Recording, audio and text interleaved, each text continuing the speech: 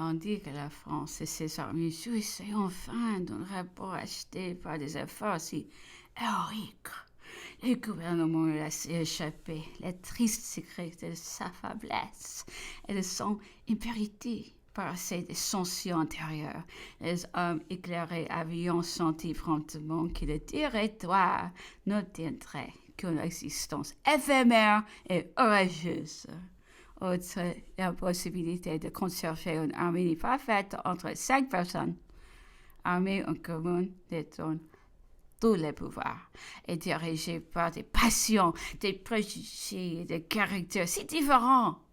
Il était facile de sentir qu'un hommage rendu à la monarchie par cette concentration de la puissance rappellerait trop de souvenirs et de regrets de l'ancienne forme du gouvernement, pour que ses partisans n'intentent pas de nouveaux efforts en sa faveur.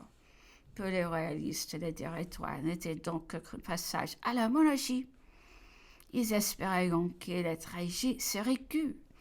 Et bientôt leur désir, enflammé par l'espérance du succès, leur donneront à l'audace. Pour la première fois, ils combineront un plan raisonnable en s'adressant aux passions de leurs ennemis et à l'ambition ardente dans ses calculs. La Constitution de l'an 3 avait créé 2 conseils, l'un appelé des 500 à l'autre des anciens. Parmi les personnes qui les composaient, se trouvaient encore beaucoup de membres de la Convention qui ne pouvions supporter l'idée du retour des Bourbons. Mais avec eux, siégeaient aussi d'anciens constitutionnels qui avaient appelé de tous leurs voeux et de tous leurs efforts la monarchie représentative. La plupart d'entre eux étaient des hommes de mérite. Tous avions été persécutés sur le comité de salut public. Les membres du directoire sortiront tous de la convention. La majorité d'entre eux avaient voté la mort du roi. Ce titre ne les recommandions pas à la confiance du peuple, encore moins à celle des constitutionnels. Cette différence dans la conduite et les opinions éleva promptement entre le gouvernement et une partie des chambres nègres qui s'attachaient à tout.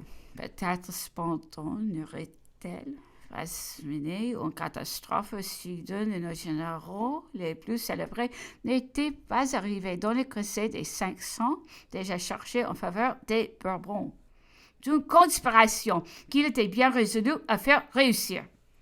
Puis Chigre, car c'était lui, avait depuis longtemps conçu ce funeste projet. Je tiens tout général Larry que l'accompagna à Paris lorsque la Convention fit venir les vainqueurs de la Hollande pour agresser les Jacobins, conquittant la capitale après le fer de la 12 cheminades.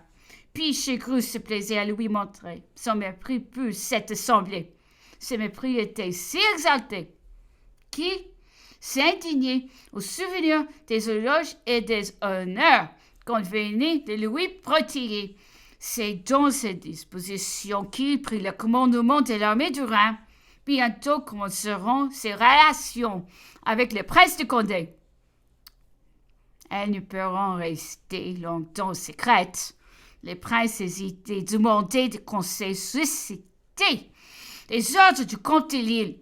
Ces incertitudes, ces correspondances multipliées mirent tant et chantant la confidence qui, loin de pouvoir évoquer en doute l'existence du complot, il ne manquait pas plus que des pièces matérielles pour en faire l'histoire complète. Ces pièces furent bientôt trouvées.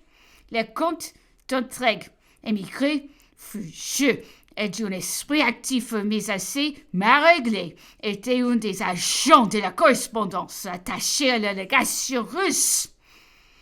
Auprès de l'ancien gouvernement vénitien, il était resté à Venise, se croyant en sûreté sous un uniforme étranger. Le général en chef le fit arrêter. On trouva chez lui une grande partie de la correspondance. Elle fut envoyée au directoire.